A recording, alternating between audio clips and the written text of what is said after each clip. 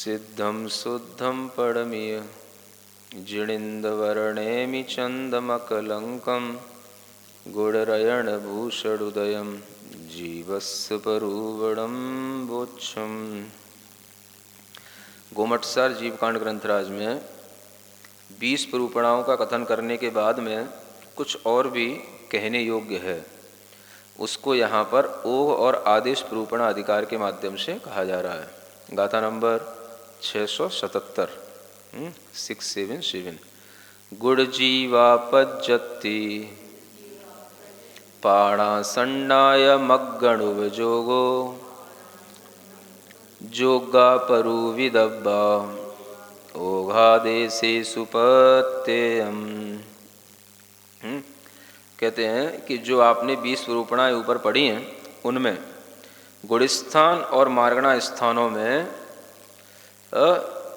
ये सभी चीज़ें, ये गुणस्थान, जीव समास, पर्याप्तियाँ, प्राण, संज्ञा और उपयोग, इन सबकी अपने ओघ और आदेश के अनुसार प्रत्येक में यथायोग्य परूपणा कर लेना चाहिए। योग्गा परुविदब्बा माने यथायोग्य परूपणा कर लेना, ऐसा यहाँ पर निर्देश किया है। अब उसको कैसे कर लेना, उसी के लिए आगे यहाँ कहते हैं चौपण 14 चौरो निर्यादिषु 14 तु पंचखे तस्काये से सिंधिय काये मिच्छम गुणठाणम, है ना। वो इस तरह से करना। अब यहाँ पर गति आदि जो मार्गणाएं हैं उनमें गुणस्थान बताए जा रहे हैं कि जैसे चौ माने 4, पण माने 5, 14 माने 14, चौरो माने 4, निर्यादिषु माने नरक आदि गतियों में ये गुणस्थान क्रम क्रम से जानना। यानी नरक गति में 4 गुणस्थान होते हैं, पहला, दूसरा, तीसरा, चौथा। त्रियंच गति में 5 गुणस्थान होते हैं, देश संयत गुणस्थान भी उसमें जुड़ जाता है। मनुष्य गति में 14 माने 14 ही गुणस्थान होते हैं और देव गति में 4 गुणस्थान होते हैं। इस तरह से गुणस्थानों में, गुणस्थानों को गति मार्गणा में, देव गति आदि में सब में जान लिया गया। अब इसी तरह से इंद्रिय मार्गणा की बात आती है तो पंचखे इतना लिख दिया, 14 तु पंचखे माने इंद्रिय मार्गणा में जो पंचेंद्रिय मार्गणा है, पंचेंद्रियों में 14 ही गुणस्थान होते हैं। फिर आगे के पद में लिखा है तस काये, माने जब हम काय मार्गणा लेंगे तो काय मार्गणा में जो त्रस काय आएगी उस त्रस काय में भी 14 गुणस्थान घटित हो जाएंगे। और जो शेष इंद्रिय काये, अब जो शेष इंद्रियां बची थी इंद्रिय मार्गणा में, 1 इंद्रिय, 2 इंद्रिय, 3 इंद्रिय, 4 इंद्रिय और स्थावर काय बची थी, उन सब में मिच्छम गुणठाणम, उनमें एक मिथ्यात्व गुणस्थान ही होता है। यानी शेष जो 1 इंद्रिय आदि जो मार्गणा है उनमें और स्थावर कायों में एक मिथ्या दृष्टि नाम का ही गुणस्थान होता है। इस तरह से इन सब गति आदि में मार्गणाओं में ये सब क्या घटित किया जा रहा है, यहाँ पर गुणस्थानों का परूपण किया जा रहा है। इसी तरह से आगे गुणस्थानों में मार्गणाओं को घटित करेंगे। तो इस तरह की ये परूपणा चल रही है। गाथा 679। मध्यम चौमणवयणे सन्निपहुदिं दुजावखीड़ोति शेषाणं जोगित्य अणुभय वर्णम तु वियलादि। वियलादो, वियलादो विकल होने से। क्या कहते हैं, अब ये योग मार्गणा आ गई, गई इंद्रिय सुखाए जोगे, इसके बाद कौन सी मार्गणा आ गई है, योग मार्गणा। अब इसमें विचार करते हैं तो मध्यम चौमण वैणे, मध्य के 4 मन, मध्यम चौ 4 मन के और 4 वचन के, यानी कुल मिलाकर के 4 ही हैं। मध्य के 4, उनमें मन और वचनों को लेना है। सन्नी पहुडिदु यानी संगी से प्रारंभ करके जाव क्षीणोत्ति, जब तक कि क्षीण मोह नाम का 12वां गुणस्थान न आ जाए तब तक इनमें ये जीव जानना। खीड़ों से माने क्षीण मोह गुणस्थान लिया गया, 12वां गुणस्थान। तो क्या कहा जा रहा है यहाँ पर कि जो मनोयोग और जो वचन योग होते हैं उन्हें हम मध्य के ग्रहण कर लें। यानी असत्य मन और उभय मन, है ना। हाँ, सत्य और असत्य को छोड़ करके सत्य और अनुभय को छोड़ करके असत्य और उभय, ऐसे ये मध्य के हो जाएंगे। क्योंकि जब वर्णन किया था तो सत्य असत्य उभय अनुभय ऐसा वर्णन किया था, तो बीच के क्या कहलाए, तो बीच के असत्य और उभय कहलाए, बाकी ऊपर नीचे के हो गए। ठीक है ना। तो ऐसे लिखने का ढंग है। तो दो तो ये वचन योग हो गए और दो ही मनोयोग हो गए, ऐसे करके 4 हो गए, 4 योग हो गए। तो योगों में मध्य के ये जो 4 मनोयोग और वचन योग हो गए, ये सभी संगी मिथ्या दृष्टि जीव से लेकर के क्षीण कसाय परस्तन यानी 12वें गुणस्थान तक ये चारों योग पाए जाते हैं। तो इस तरह से योग जो है किन गुणस्थान वाले जीवों में पाए जाते हैं, उनमें हमने इसकी योगों की एक अंतर्भाव कर दिया। तो योगों में असत्य मनोयोग और उभय मनोयोग, ये जो दोनों मनोयोग हैं, और इसी तरह से असत्य वचन योग और उभय वचन योग, ये चारों प्रकार के योग मिथ्या दृष्टियों से लेकर के, और मिथ्या दृष्टियों में भी संगी से लेकर के, संगी से इसलिए कहा क्योंकि मनोयोग जो है वो संगी में ही पाया जाएगा, है ना। वचन योग तो असंगी में भी होता है, लेकिन मनोयोग तो संगी में। तो संगी मिथ्या दृष्टि जीव से लेकर के ऊपर जो भी दूसरे तीसरे आदि जो भी गुणस्थान है, वहाँ तक 12वें गुणस्थान तक ये चारों योग चलते हैं। यानी जब तक केवल ज्ञान प्राप्त नहीं हो जाता तब तक असत्य और उभय रूप मनोयोग और वचन योग का सद्भाव पाया जाता है। इससे ये सिद्ध होता है।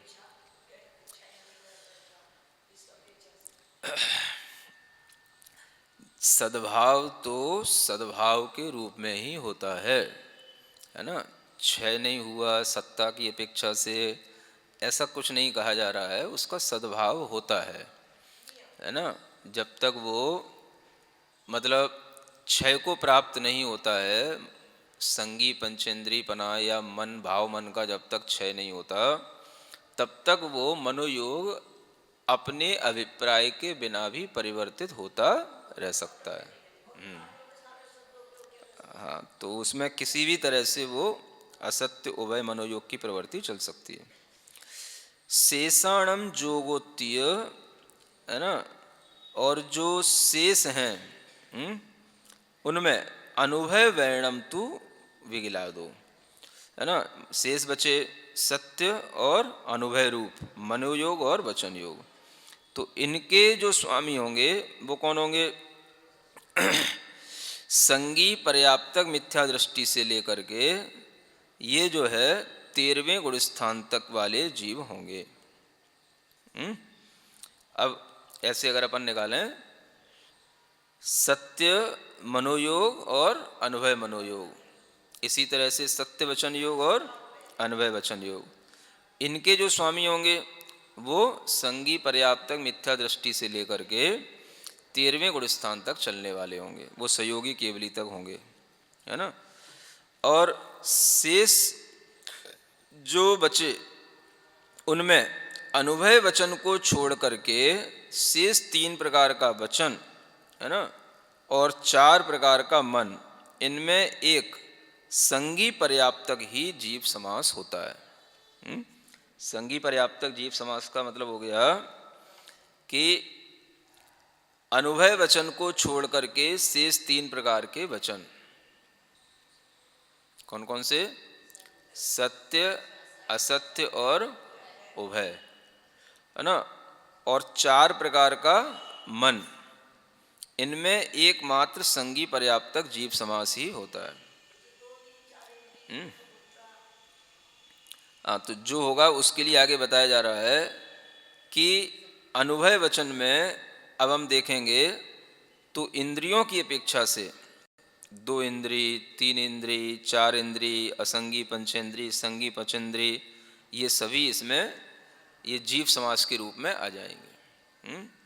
तो जीव समास जो होंगे अनुभय वचन में वो इस तरह से हो जाएंगे, और अनुभय वचन को छोड़ करके शेष 3 प्रकार के वचन और 4 प्रकार के मन में जीव समास लगाएंगे तो एकमात्र संगी पर्याप्तक जीव समास ही उसमें घटित होगा।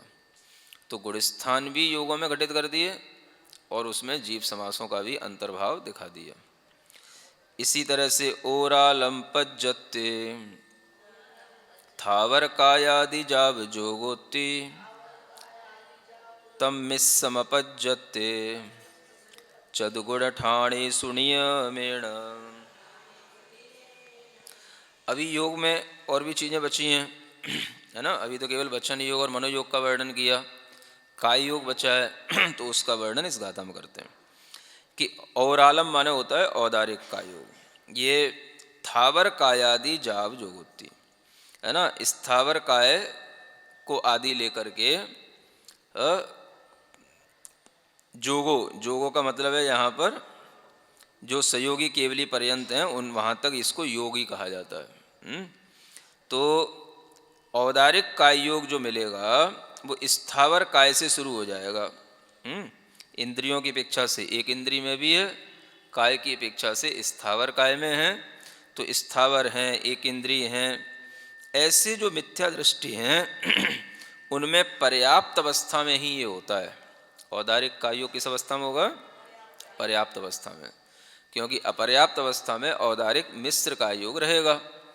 तो इसलिए यहाँ पर हमें ये शब्द लगाना पड़ेगा कि एक इंद्रिय पर्याप्तक या स्थावर काय वाले पर्याप्तक जो मिथ्या दृष्टि हैं वहाँ से लेकर के संयोगी केवली पर्यंत तक औदारिक काय योग पाया जाता है ना। ऐसे ये इंद्रियों की अपेक्षा से भी हो गया और काय की अपेक्षा से भी हो गया, है ना, और गुणस्थानों की अपेक्षा से भी हो गया। ठीक है ना। गुणस्थान पहले से लेकर के 13वें तक के गुणस्थान हो गए औदारिक काय योग में। इंद्रियों की अपेक्षा से एक इंद्रिय से लेकर के 5 इंद्रिय सब में ही औदारिक काय योग घटित होता है। और जीव समास की अपेक्षा से देखेंगे तो वह औदारिक काय योग का जो जीव समास होगा वो क्या होगा? वो पर्याप्त अवस्था ही होगा, है ना। पर्याप्त अवस्था वाले जितने भी जीव समास होंगे तो सब में वह औदारिक काय योग घटित हो जाएगा। तो अगर 14 जीव समास होते हैं तो उन 14 में पर्याप्तक के 7 होते हैं और अपर्याप्तक के 7 होते हैं। तो 7 जो पर्याप्तक के हैं वो सभी पर्याप्तक के 7 जीव समास इस औदारिक काय योग में घटित हो जाते हैं। ठीक है ना। तम मिश्रम अपज्जते, जो मिश्र होता है उसी का मिश्र वो अपर्याप्त अवस्था में होता है। माने औदारिक मिश्र का योग नियम से अपर्याप्त अवस्था में होता है। गुण स्थानों में कितने में होगा? तो चतुगुण ठाणेषु नियमेण, यानी 4 गुण स्थानों में वो नियम से होता है। यानी औदारिक मिश्र अवस्था में 4 गुण स्थान बन जाते हैं। ठीक है ना। नियम से समुद्घात वगैरह तो है, उसको भी लिया जाता है। तो औदारिक मिश्र काय योग में जो 4 गुण स्थान बन रहे हैं उसमें समुद्घात की अपेक्षा से लेंगे तभी बनेगा उसमें। है क्या चीज़? हाँ आएगा ना, 13वां गुण स्थान भी आएगा, क्योंकि औदारिक मिश्र काय योग के साथ में जन्म पहले गुण स्थान में भी होता है, दूसरे गुण स्थान में भी होता है, तीसरे गुण स्थान में कभी नहीं होता। अपर्याप्त अवस्था में मरण इसलिए नहीं हो सकता क्योंकि उसका तीसरे गुण स्थान में मरण नहीं होता। तो पहला, दूसरा, चौथा और 13वां गुण स्थान, यही 4 गुण स्थान उसमें लिए जाएंगे। तो इनमें औदारिक मिश्र का योग नियम से पाया जाता है। ठीक है। जैसे औदारिक काय योग में 7 जीव समास हो गए थे, वैसे ही औदारिक मिश्र का योग में भी अपर्याप्त अवस्था के 7 जीव समास हो जाएंगे, है ना। वो अपर्याप्त अवस्था के हो गए, ये पर्याप्त अवस्था के हो गए। आगे फिर और कुछ कहते हैं। अभी तो औदारिक मिश्र ही हुआ है, उसी का और विशेष वर्णन करते हैं। मिच्छे सासण सम्मे पुं वेदयदे कवाड़ जोगम्मी नरतिरिये वियदोन्निवि हौंतित्तिजिणे हिणे दिठम। अब देखो, इसमें बताया जा रहा है कि औदारिक मिश्र का योग कहाँ कहाँ होता है ना। मिच्छे यानी मिथ्यात्व गुण स्थान में होता है। सासण सम्य, सासादन सम्यक दृष्टि जाम का जो गुण स्थान होता है उसमें होता है ना। पुम वेदयदे, अब यहाँ पर सासण अलग भी ले सकते हैं और सम्य अलग भी ले सकते हैं। मतलब ये है कि पुम वेद के उदय के साथ में हमें सम्य लेना है ना। सासण माने तो सासादन सम्यक दृष्टि हो ही गया, दूसरे गुण स्थान वाला। लेकिन पुरुष वेद के उदय के साथ में असंयत सम्यक दृष्टि भी हम यहाँ पर लेंगे। तो पुरुष वेद के उदय के साथ में जो असंयत होगा उसमें भी यह औदारिक मिश्र का योग पाया जाता है। और कवाड़ जोगम्मी, कपाट समुद्घात करने वालों में भी, जो समुद्घात करने वाले संयोग केवली हैं, इन चारों ही स्थानों में औदारिक मिश्र का योग होता है, ये बता दिया। नर तिरिये विय दौंडवी होंतित्ति जणे निदिठम, है ना। क्या कहते हैं? दौंडवी माने दोनों ही। औदारिक काय योग और औदारिक मिश्र काय योग, ये दोनों ही नर और तिर्य माने मनुष्य और तिर्यंचों के ही होते हैं, ऐसा जिनेन्द्र देव ने कहा है। तो औदारिक मिश्र का योग मुख्य रूप से 4 स्थानों में हुआ। मिथ्यात्व में, सासादन में और पुरुष वेद के उदय से संयुक्त असंयतों में, है ना, और कपाट समुद्घात वाले जीवों में। यानी चौथे गुण स्थान में पुरुष वेद के उदय के साथ में जो जीव होंगे उन्हीं में होगा वो औदारिक मिश्र का योग, ठीक है ना। तो चौथे गुण स्थान में जो जीव मनुष्य पर्याय में जन्म लेगा तो नियम से वो पुरुष वेद के साथ ही तो जन्म लेगा। स्त्री नपुंसक वेद तो सम्यक दृष्टि को मिलते ही नहीं। तो इसलिए चौथे गुण स्थान में पुरुष वेद के उदय के साथ ऐसा कहा गया। तो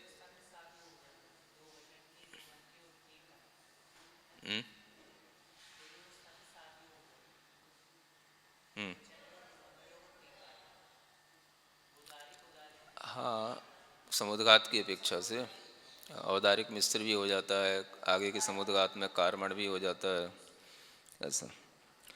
तो इस तरह से यह औदारिक और औदारिक मिश्र के विषय में जानकारी दी गई। अब आगे कहते हैं, वेगुबंपज्जते इदरे खलु होदितस्मित्सम तो सुरनिर्य चौठाणे मिस्से नहीं मिस्स जोगो। कहते हैं जो वैक्रियक का योग है वो कौन कौन से गुण स्थानों में होगा और कौन सी अवस्था में होगा। तो पज्जत्य माने पर्याप्तकों में ही होगा। वैक्रियक का योग किसमें होगा? पर्याप्तक अवस्था में होगा। किन के होगा? तो सुर निरीय इन्हीं के होगा, जो देव और नार की हैं। चौठाणे माने इनके चारों ही जो स्थान हैं, गुण स्थान हैं, उनमें होगा। यानी मिथ्या दृष्टि से लेकर के असंयत सम्यक दृष्टि तक चारों ही गुण स्थान में देव और नारकियों के वैक्रियक का योग होगा और वो पर्याप्त अवस्था में ही होगा। ऐसा हो गया। इधरे खलु होदि तस्य मिश्रम तु, इधर माने जो वैक्रियक मिश्र का योग है वो मिश्र में होगा। यानी अपर्याप्त अवस्था में, पज्जत्य का उल्टा अपर्याप्त, इधरे का मतलब अपर्याप्त लेंगे, तो अपर्याप्त अवस्था में उसका क्या होगा, वैक्रियक मिश्र का योग होगा। तो ये तो स्पष्ट ही है, देवों में भी और नारकियों में भी जब अपर्याप्त अवस्था प्रारंभ में रहती है तब उनमें वैक्रियक मिश्र का योग अपर्याप्त अवस्था में होता है, और पर्याप्त अवस्था में नियम से काय योग हो जाएगा, तो वो कहलाएगा वैक्रियक का योग। ठीक है, ऐसा। अब क्या कहते हैं, मिस्से नहीं मिस्स जोगो हो, एक जो इसमें पद आया गाथा में, इसका मतलब क्या है कि मिश्र गुण स्थान में मिश्र काय योग नहीं होता है। तो वो तो स्पष्ट ही है, क्योंकि कोई भी जो है मिश्र गुण स्थान में जीव मिश्र काय योग के साथ में नहीं पाया जा सकता है। मिश्र काय योग मतलब वैक्रियक मिश्र काय योग में मिश्र गुण स्थान नहीं होगा, क्योंकि उस गुण स्थान में कभी भी किसी भी गति के लिए न जन्म होता है न उसके लिए मरण होता है ना। तो यह मिश्र का योग जो है वो चारों गुण स्थानों में होगा, लेकिन मिश्र गुण स्थान में नहीं होगा। चार गुण स्थानों में से मिश्र गुण स्थान में यह मिश्र का योग नहीं होगा, है ना। तो मिश्र का योग केवल रहा पहला, दूसरा, चौथे गुण स्थान में, और कायोग सामान्य होगा वो चारों गुण स्थानों में होगा, ऐसा। और जीव समास की अपेक्षा से अगर देखेंगे तो वो तो स्पष्ट ही है, वैक्रियक का योग होगा तो एक संगी पर्याप्तक जीव समास होगा, और वैक्रियक मिश्र का योग होगा तो उसमें संगी निर्वृत्त पर्याप्तक जीव समास बन जाएगा। कौन सा?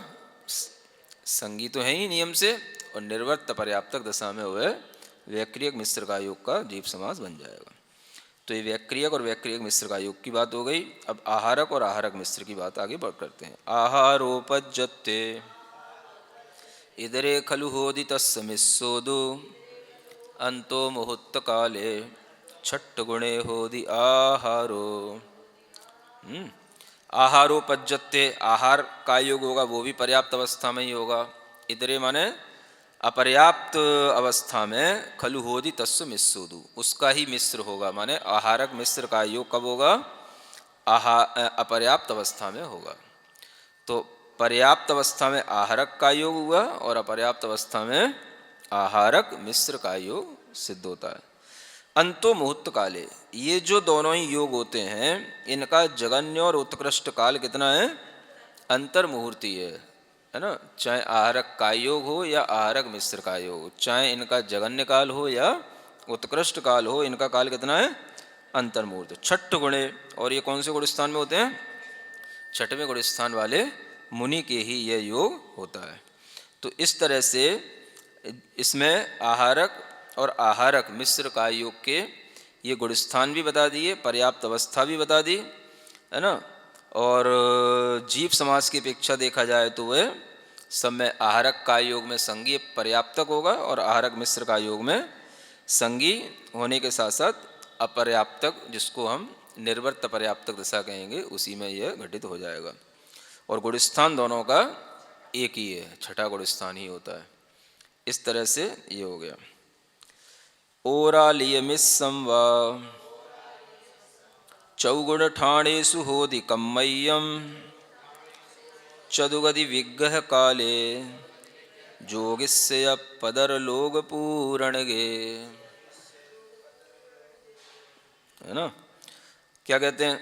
ओराले मिस्सं वा, यानी औदारिक मिश्र का योग की तरह अब कार्मण का योग की बात कही जा रही है। चौगुण ठाणेषु होदि कम्मय्यम, जो कार्मण का योग है वो चारों ही गुण स्थानों में होता है। किसकी तरह? औदारिक मिश्र का योग की तरह, माने पहला, दूसरा, चौथा और सयोग केवली नाम का 13वां गुण स्थान। इनमें कार्मण का योग इन चारों गुण स्थानों में होता है। चतुगति विग्रह काले, चारों गतियों में होता है, क्योंकि चारों गतियों के जीव है ना कार्मण का योग के साथ होते हैं। और हमेशा होगा तो विग्रह गति के काल में ही होगा, क्योंकि विग्रह गतऊ कर्म योग है, विग्रह गति में ही ये कार्मण का योग होता है। तो चारों गति संबंधी जब विग्रह गति का समय आएगा तब विग्रह गति में ये होगा। अब इसकी जो विशेषता है वो यही है कि जो संयोग केवली गुण स्थान में औदारिक मिश्र बताया है वो तो होता है, पहले बताया था ना कपाट समुद्घात में, तो दंड कपाट प्रतर और लोक पूरण, तो उनमें जो कार्मण का योग जो होता है वो प्रतर और लोक पूरण समुद्घात की अवस्था में होता है। दंड में तो औदारिक का योग रहता है, कपाट में औदारिक मिश्र हो जाता है, प्रतर में और लोक पूरण में वह कार्मण का योग आ जाता है ना। तो प्रतर के समय पर और लोक पूरण समुद्घात के समय पर कौन सा का योग? कार्मण का योग। तो इस तरह से ये कार्मण का योग का वर्णन हो गया। अब अगर हम इसमें जीव समास देखेंगे तो चूंकि इसमें औदारिक मिश्र की तरह ही कहा है, तो औदारिक मिश्र की तरह इसमें भी सभी जीव समास जो बनेंगे वो 8 जीव समास इसमें बन जाएंगे। कितने? 8, है ना। औदारिक मिश्र की तरह इसमें वह जीव समास बन जाएंगे। कौन से 8 बनेंगे बताओ?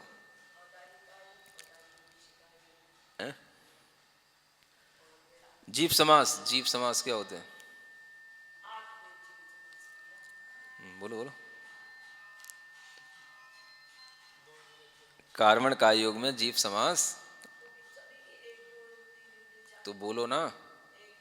एक इंद्री का, है ना, सूक्ष्म भी होगा और बादर भी होगा, तो उसमें भी होगा, तो उसके 2 जीव समास हो गए। 2 इंद्री, 3 इंद्री, 4 इंद्री के, हाँ, एक एक हो गए अपर्याप्त अवस्था वाले, तो कितने हो गए? 3 और 2 5 हो गए।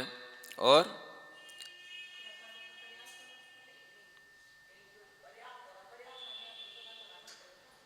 कैसे बने 8? 8 वेद बनाने। औदारिक मिश्र में 8 बनाए थे। कैसे बने थे बताओ?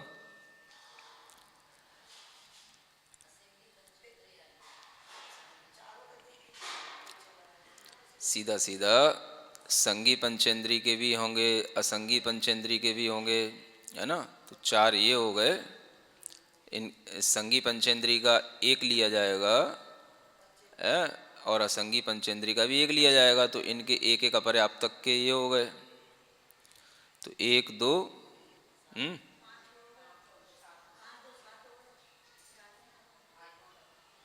और 1 सहयोगी केवली का हो गया अलग से। ऐसे अगर अलग से लगाओगे जो संगी असंगी पने से ऊपर उठ गए, तो ऐसे सब मिला करके 8 बन जाएंगे, है ना। तो इस तरह से यहाँ तक की ये मार्गणाएं हो गई। इसमें कौन कौन सी? गति, इंद्रिय, काय और योग, ऐसी 4 मारणाओं का वर्णन कर दिया। आगे वेद आदि मारणाओं के बारे में बाद में बताया जाएगा।